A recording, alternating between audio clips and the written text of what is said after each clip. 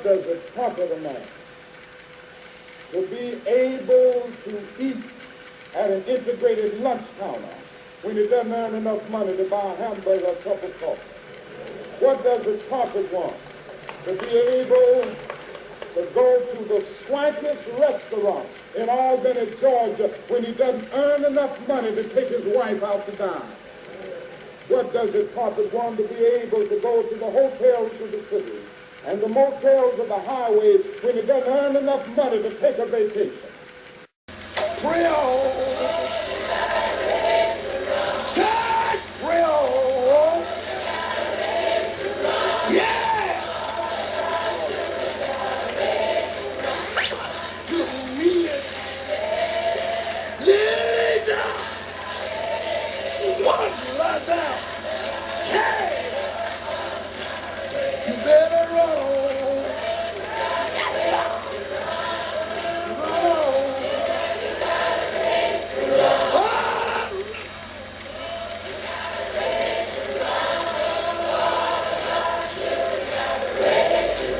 Do you believe it? Yes. Is you willing to run? Raise your hand for God. The way may be gone. You better keep on running. And some people, demonstration, they cause violence. This is extremism. They cause violence. I'm here to ask you a question today. Would you condemn Jesus Christ because he believed in the will of God so much that he was willing to die?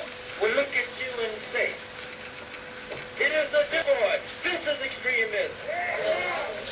Would you condemn the robbed man because he had money in his pocket that caused him to be robbed? Mr. Page, I believe at one point you people felt that you had the bus transportation problem worked out.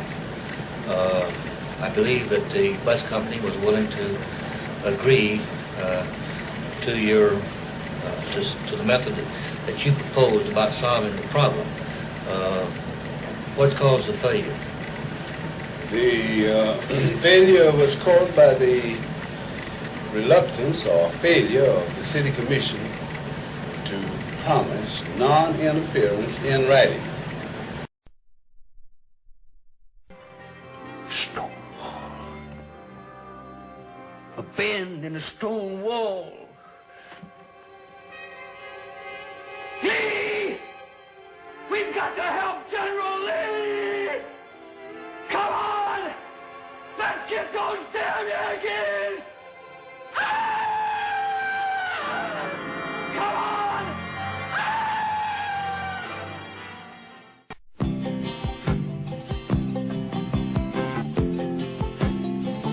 Just a good old boy, never meaning no harm. Beats all you never saw, been in trouble with the law since the day they was born. Straightening the curves, flattening the hills. Someday the mountain might get them, but the law never will. Making their way the only way they know how. That's just a little bit more than the law will allow. Just a good old boy, wouldn't change if they could. Fighting the system like a true modern day Robin Hood.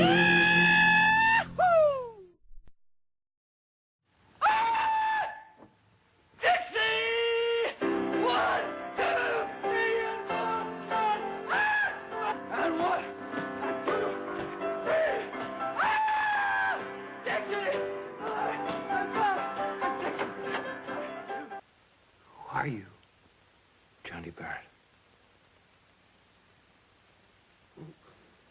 What is this place? It's a mental hospital. What am I doing here? You were a commie in Korea.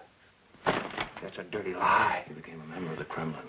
But don't you call me a commie. You wrote your father that the Russians were your friends. Now, you tell me something, but why should I write my pappy?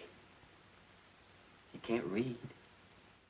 I've asked Colonel Laurel in Americus himself personally, who is our director of the Department of Public Safety, to continue to doubly stress the need for the fullest possible protection of all citizens, Negro and white, and I'm confident that such protection will continue in Americus, and I believe that we can maintain law and order and keep.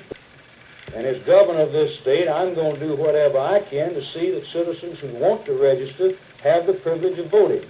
But I don't think that individuals who are going out and putting on what they say is registration drives should go out and make wild, unfounded statements without coming to the two places under the law that they should come. One is either to the state voter registration board that we have here in the Capitol, or two, going to the Superior Court in the county where that complaint lies. And to my knowledge, as of this moment, there has never been a complaint lodged at either one of these official courts.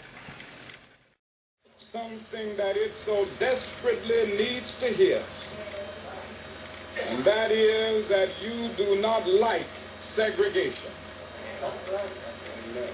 You are saying that segregation is still the Negro's burden and America's shame. That you are willing to struggle, to suffer, to sacrifice, and even die if necessary in order to be free in this day and in this age.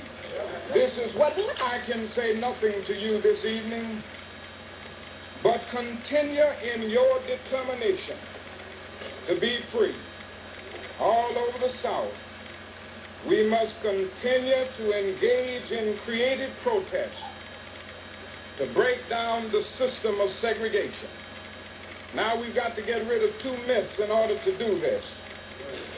Also, your biracial committee agreement fell through, did it not? That fell through, and we felt it was very necessary that people get together and pool ideas, swap ideas, to see. The white community didn't know what we wanted. We didn't know their attitude. The only way for both of us to know what the other wanted was to exchange ideas. So as the situation stands today, you have no way of talking over your problem or working out a solution with it. Not unless some method of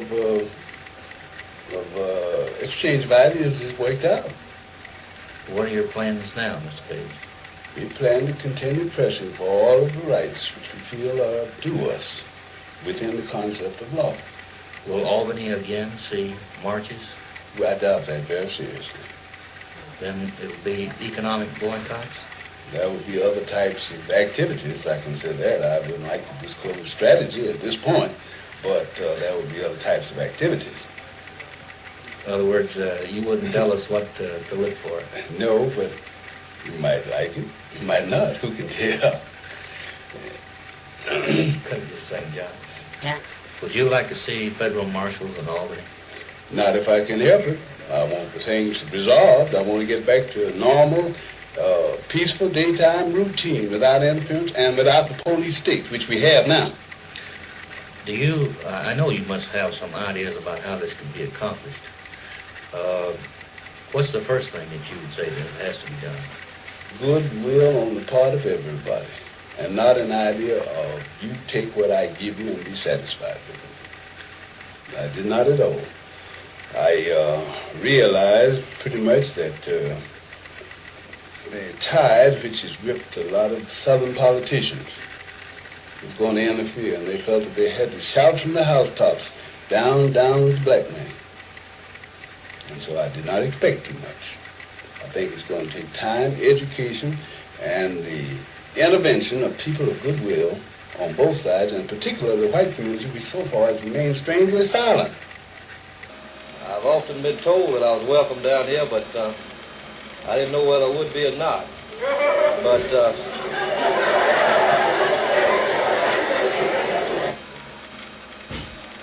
now we're asking you tonight that this is just like any other night you've met down here in your mass meetings. We're asking for your cooperation to keep Albany a peaceful city, a non-violent city. This business throwing rocks is not good. throwing bottles is not good. And as long as you have your meetings here, you come in here, discuss your affairs, we have no objection. Do you have any plans to meet with any groups to try to put over your problems, talk over your problems? We'll talk over our problem with any group that's interested. Well, I can only say that I am here this morning in the Shiloh Baptist Church, and I'm not happy to be here at all. In fact, I'm very unhappy because my need at this time is not money. I did not need $178 for my fine. I didn't need anybody to pay that. In fact, I'm a poor man, a son of slaves for 250 years, and a victim of a theory of separate but equal. But I do have $178, of which I could have paid my own fine. Any group. Well, and at any time. As a person seeking to try to achieve something, and apparently it appears now that the achievement is not yet within your grasp, you must have some ideas in your mind of things that you would like to see done here in Albany about solving the problem. Do you have any one good step forward which you would suggest that both races do at this point? Only one which seems to me to answer the question, and that is that people of known integrity, intelligence, and ability from both sides sit down and discuss the problem. There's a social revolution, not only in South Georgia, but in the whole world. And people who are insensible to it, they don't delay it. They merely make it go around in another way. Seems to be a stalemate, as you would put it, but who knows what will happen. You never can, there are always imponderables in everything. You never know when something's going to come up to make it change. And you still have hope, Mr. Page? Naturally. Fine. Thank you very much. Okay.